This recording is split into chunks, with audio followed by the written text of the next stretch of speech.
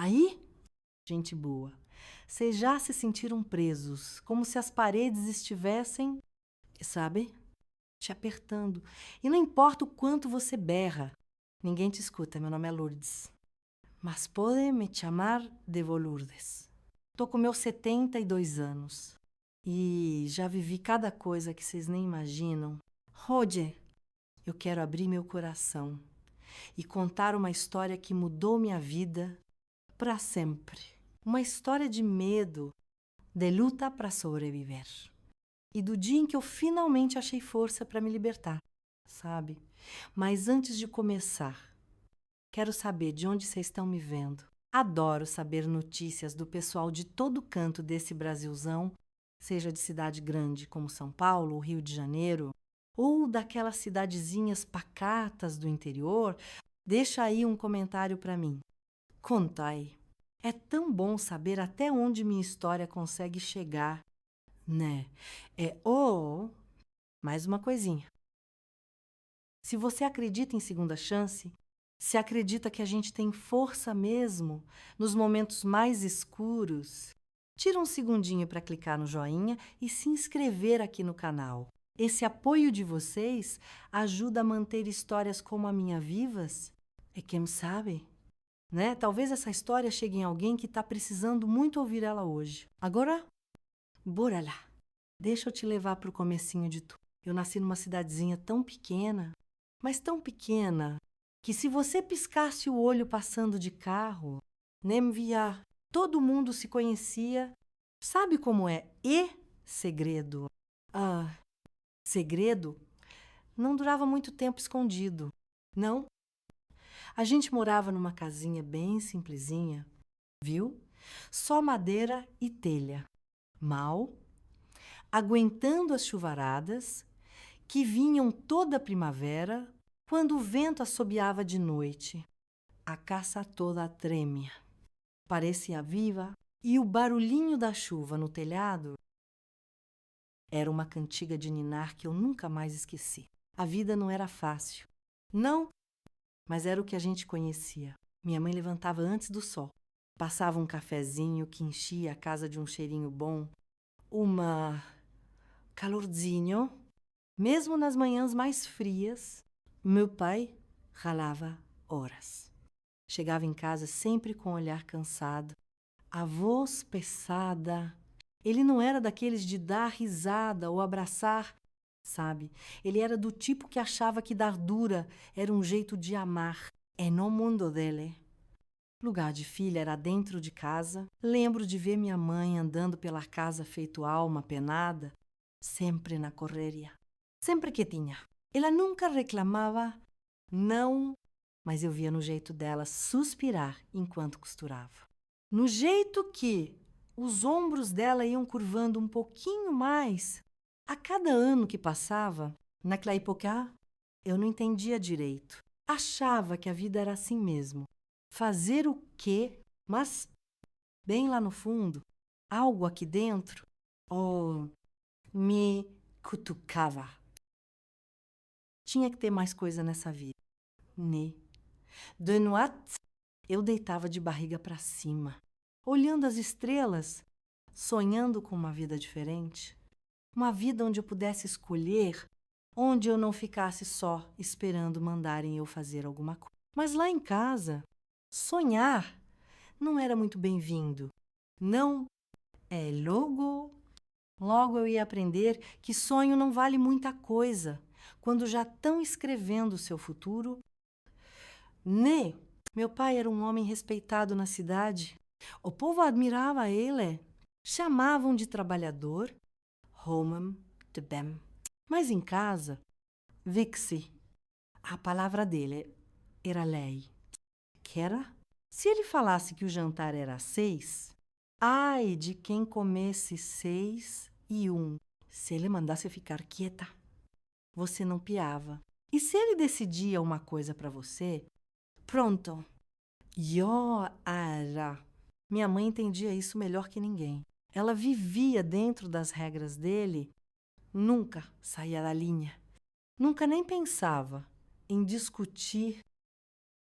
Eu cresci vendo ela balançando a cabeça, obedecendo em silêncio, achando que era assim que esposa tinha que ser.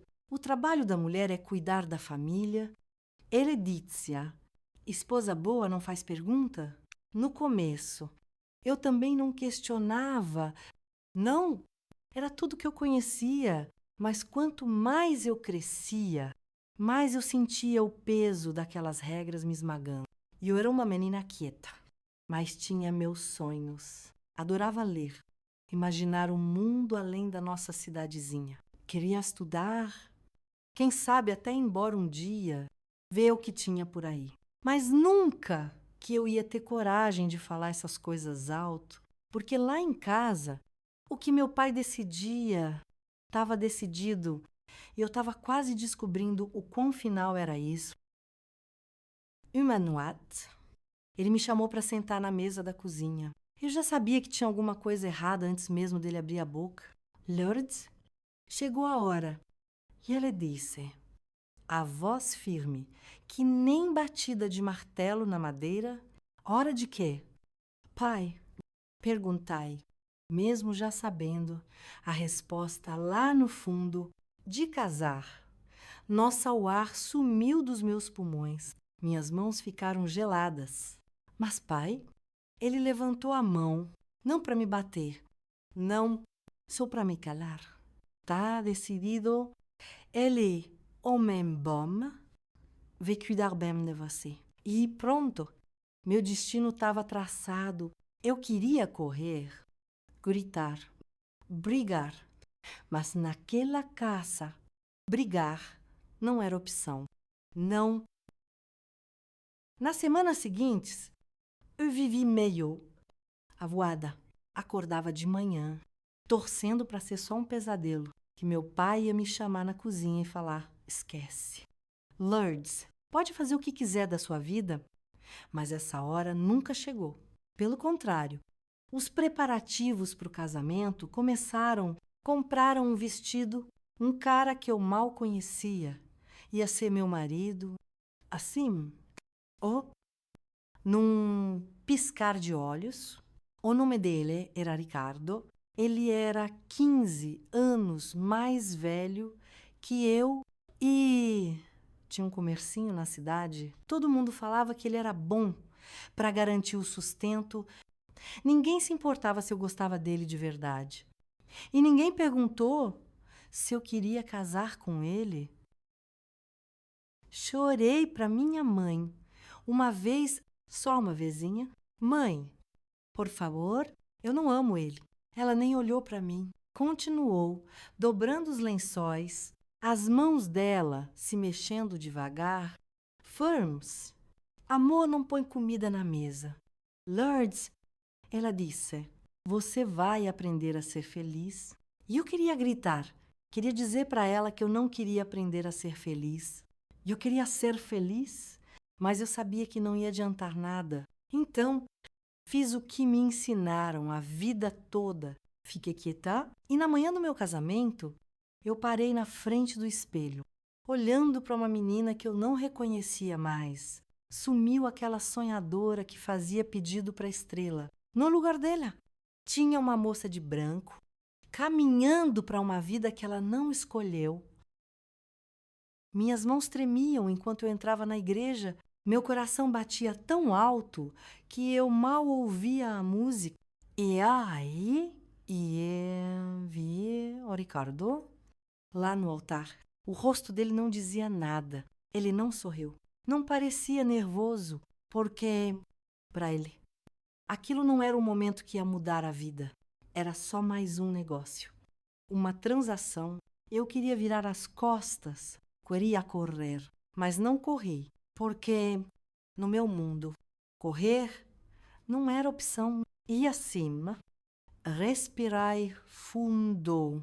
E fui em frente. Lembro de cada detalhezinho daquele dia, o cheiro dos bancos velhos de madeira da igreja, o calor do sol de verão batendo na minha pele, o peso do vestido branco que, de repente, parecia apertado demais, como se ele soubesse que eu não pertencia a ele As pessoas cochichavam enquanto eu andava pelo corredor. Não dava para saber se estavam admirando o momento ou só esperando para ver se eu ia desabar antes de chegar no altar. O Ricardo estava lá na frente, com as mãos cruzadas, o rosto sem expressão. Ele não estava nervoso, não estava animado. Ele estava só esperando. Porque, para ele, aquilo não era sobre amor.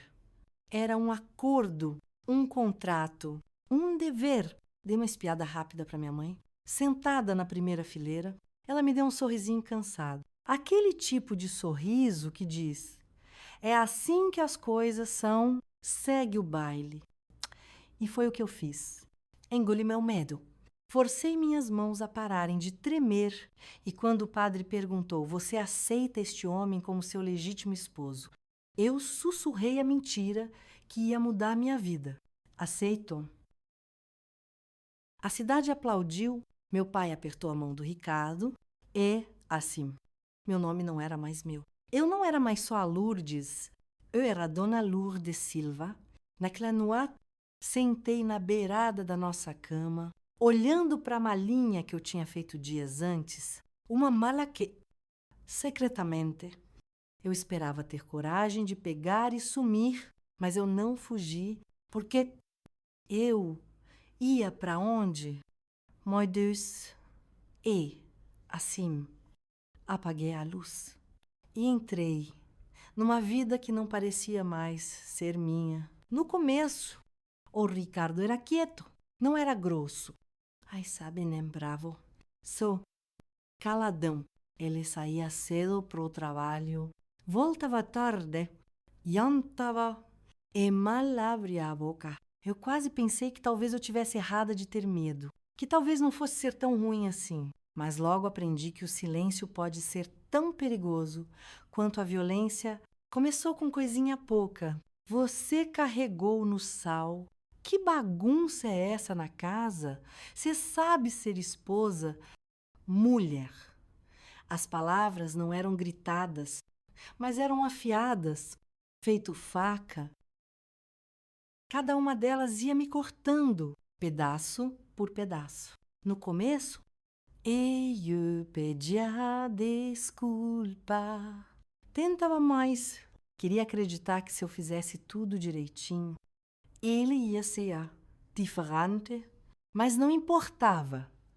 O quanto eu tentasse ser perfeita, nunca era o suficiente. Então, uma noite, eu cometi um erro.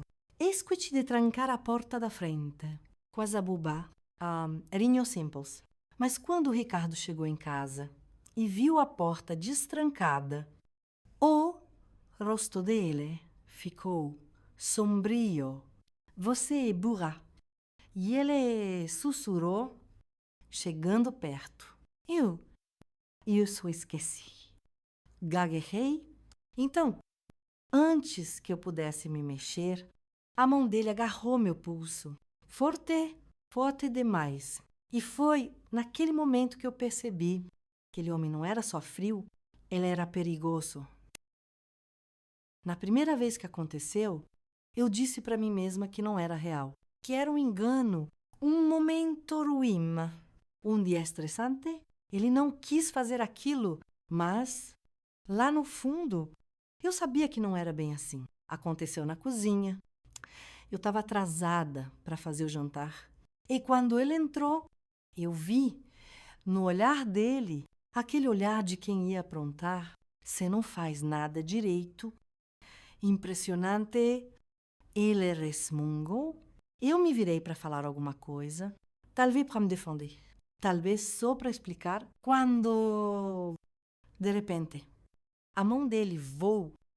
Eu nem percebi o que aconteceu direito no começo, só uma dor fincada, um zunido no ouvido, œil de pois, silêncio. Eu levei a mão no rosto, senti minha bochecha queimar, minha respiração falhou. Meu coração batia tão forte que achei que ia desmaiar. O Ricardo ficou lá, parado. Orostovazio, isso é para você aprender a ouvir. Ele disse. Aí ela sentou. Como se nada tivesse acontecido, eu fiquei paralisada, meu corpo gritando para eu correr, para sair dali, para fazer alguma coisa, mas não fiz nada, porque para onde eu ia? Quem ia acreditar em mim? E assim, o primeiro tapa virou 2, depois 3, depois, uma vida onde os roxos viraram rotina, onde o silêncio virou meu escudo e onde a sonhadora dentro de mim foi sumindo, devagarinho. Depois daquele primeiro tapa, prometi para mim mesma que nunca mais ia deixar acontecer. Prometi que ia ser melhor, mequita, mas obediente. Mas não importava o que eu fizesse. A violência sempre voltava. Alguns dias eram só palavras, comentários maldosos, xingamentos que acabavam com minha confiança até eu acreditar que não valia nada. Outros dias era pior. Um tapa por falar fora de hora, um empurrão por esquecer alguma coisa, um aperto no meu braço tão forte que deixava roxos que pareciam nunca sumir, mas a pior parte não era a dor. Não, era o medo, o jeito que eu me encolhia toda vez que ouvia os passos dele, o jeito que eu prendia a respiração, esperando para ver com que humor ele ia chegar em casa e o jeito como comecei a acreditar que talvez eu merecesse aquilo, porque era isso que ele me fazia pensar. Se você fosse uma esposa melhor, eu não precisava fazer isso. Você que me tira do sério. Lourdes, a culpa est sua. Comecei a acreditar nas palavras dele. Porque quando você ouve uma coisa muitas vezes, aquilo vira a única verdade que você conhece. Parei de me olhar no espelho, parei de sonhar com uma vida diferente. Eu estava só existindo até o dia em que descobri que estava grávida. Quando senti as mudanças no meu corpo, tive medo de ter esperança, mas a verdade ficou impossível de ignorar. Eu estava esperando o neném. O Ricardo ficou radiante, não porque queria ser pai, mas porque, para ele, aquilo significava que eu nunca mais poderia ir embora. Agora você vai ter mais o que fazer do que pensar besteira. E ele disse, colocando a mão na minha barriga, mãe tem que ficar em casa, cuidando da família. Forcei um aceno, sorriso, mas por dentro alguma coisa estava mudando, porque pela primeira vez em anos eu tinha algo para proteger. Não estava só sobrevivendo por mim, estava sobrevivendo por aquela vidinha que crescia dentro de mim e a ideia do meu filho crescer naquela casa, ouvindo os mesmos xingamentos, sentindo o mesmo medo. Aquilo me partiu por dentro. Comecei a observar o Ricardo mais de perto, não por medo, mas por estratégia. Quando ele estava mais distraído, quando deixava dinheiro à mostra, quando deixava a casa destrancada, porque eu sabia, ali, o que eu precisava fazer, e eu tinha que fugir, precisava escapar dali. A parte mais difícil não foi decidir ir embora, foi descobrir como o Ricardo controlava tudo, o dinheiro, o carro e casa, e eu não tinha para quem correr. Meus pais já tinham partido, a cidade sempre ficava do lado dele, e toda vez que eu saía, sentia os olhares em cima de mim. Gente que contaria para ele se me visse fazendo algo diferente. Então, eu tinha que ser esperta. Primeiro, comecei a juntar dinheiro. Quantias pequenas, umas moedinhas aqui, uma nota amassada ali. Escondi num lugar que homem nenhum ia fuçar, dentro de uma caixa velha de absorvente, embaixo da pia do banheiro. Depois, comecei a juntar roupinha para o meu bebê, coisinha pucal, escondida num sacos que eu guardei no sótão. Decorei a rotina do Ricardo. Olhava quando ele saía. Quando voltava, me treinei para pisar em ovos, para nunca dar motivo para ele desconfiar que eu estava armando alguma, mas a parte mais difícil à espera, porque eu sabia que se eu errasse, ele nunca ia me deixar ir. Eu tinha que ter paciência, Tinha que esperar o momento perfeito. E uma noite, esse momento chegou. Esperei por semanas. Observei, planejei, me preparei e, finalmente, a noite chegou. Ricardo tinha saído para trabalhar cedo naquele dia. E eu sabia que ele ia ficar horas fora. Talvez até tarde da noite. Era agora ou nunca. Peguei a bolsa que eu tinha arrumado, com as roupinhas do meu filho, o dinheiro escondido e mais nada. Não tinha espaço para lembrança. Não tinha tempo para hesitar. Peguei meu filho no colo, segurando ele pertinho do meu peito. Os dedinhos dele agarrados no meu vestido, a respiração quentinha na minha pele. Mamãe, ele, resmungo, sonolento. Beijei a testa dele. Shh. Moi, amorzinho. A gente vai, numa aventura, sair de casa.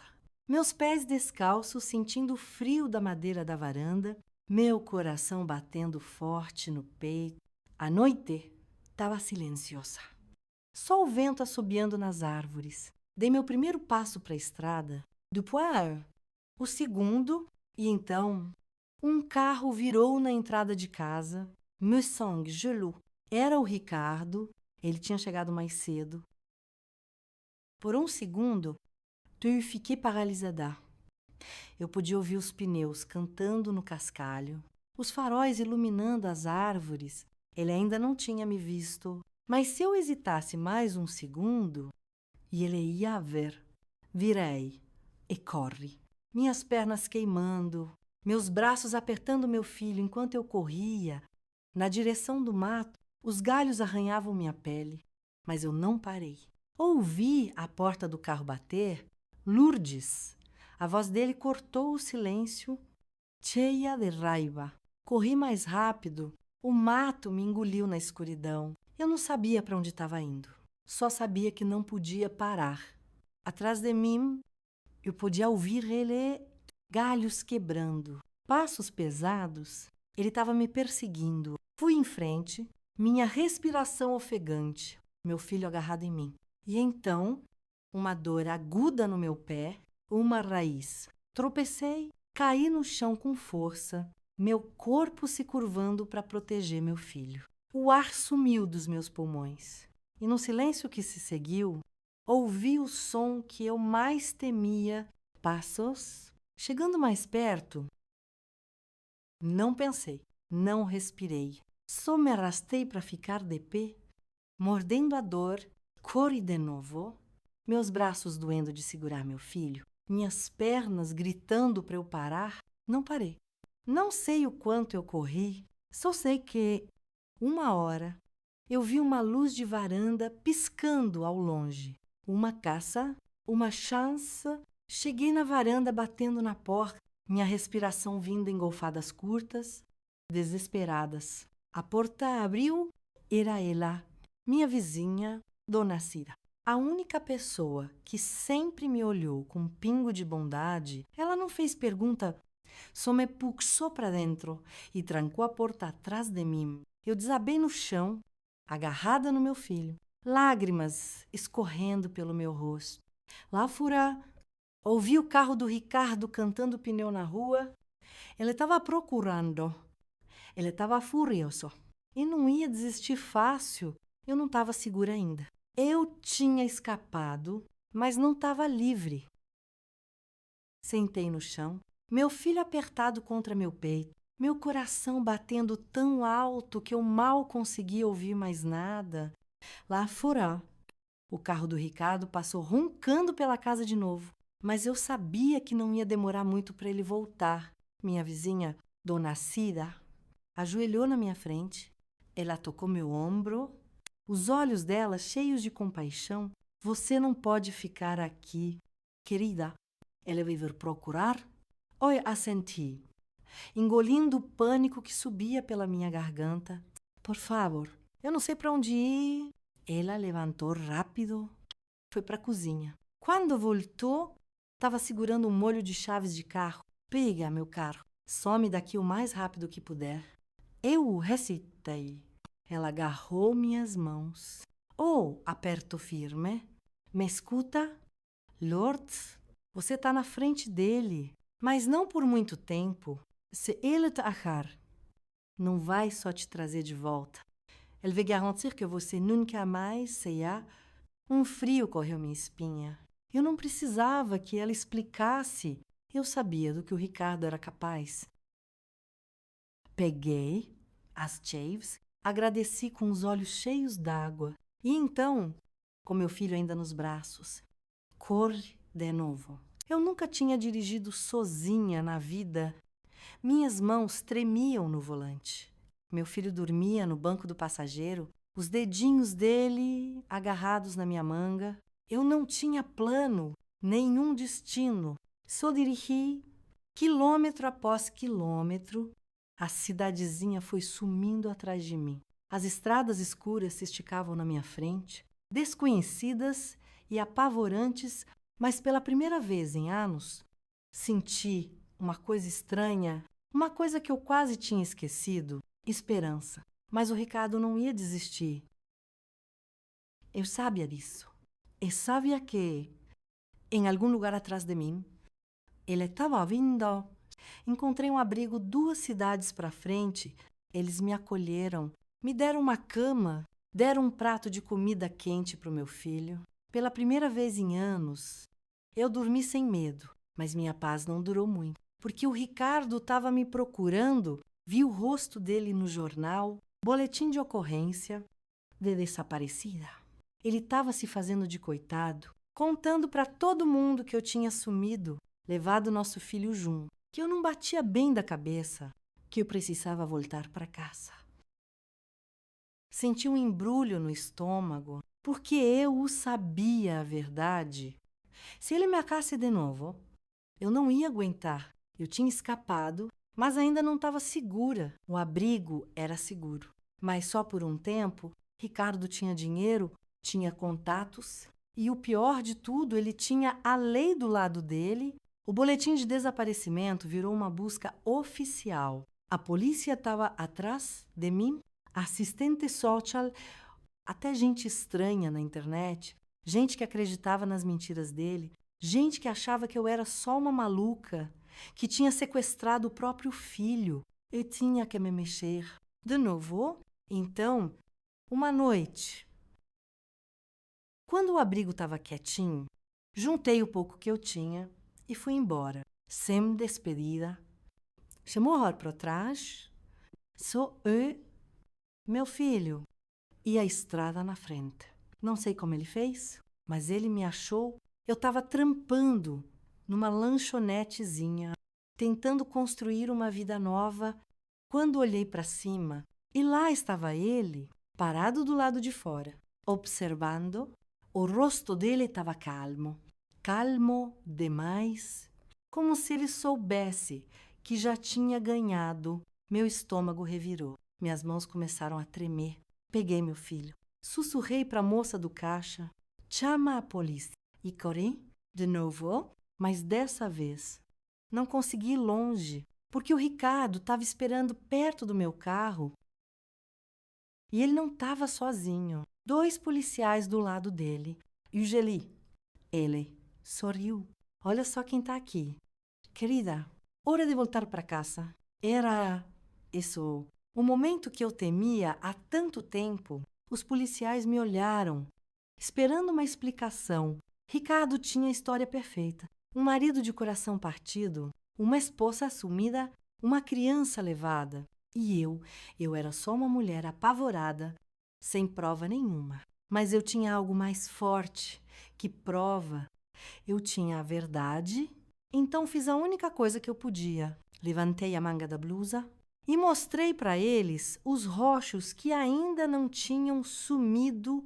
E eu contei tudo. Falei mais alto do que nunca tinha falado na minha vida inteira. E pela primeira vez, alguém ouviu. Ricardo foi preso naquela noite por agressão, por perseguição, por tudo que ele tinha feito. Eu vi colocarem as algemas nele. Ele não lutou, ele não gritou, ele só olhou para mim. E pela primeira vez, Era Ellie quem estava com medo? Segurei meu filho, perto de mim, meu corpo tremendo. Enquanto levavam ele embora, tinha acabado. Depois de anos de medo, eu finalmente estava livre. Demorou um tempo para curar. Viu? Os pesadelos não sumiram de uma hora para outra. O medo não foi embora, só porque ele estava atrás das grades. Mas, pouquinho a pouquinho, aprende a viver de novo. Consegui um emprego de verdade, achei um cantinho para chamar de meu. E o mais importante, criei meu filho num mundo sem medo. Daí, anos depois, ele me perguntou: Mãe, agora a gente está seguro. Eu sorri. Sim, moi amorzinho, estamos. E pela primeira vez, eu realmente acreditei. Se você ainda está aqui, ouvindo minha história, obrigada, viu? Não foi fácil contar tudo isso, mas se chegar numa pessoa que precisa ouvir, então já valeu a pena. Se você é ou alguém que você conhece, tá presa numa situação feito essa, temos saída, viu? Você não tá sozinha. E não importa o que te digam, você é mais forte do que imagina. Se essa história te tocou de alguma forma, deixa um comentário aí embaixo, diz de onde você está assistindo e, por favor, compartilha com alguém que precisa, porque às vezes a história certa, na hora certa, pode salvar uma vida. Essa foi minha história. Eu sobrevivi. Você também pode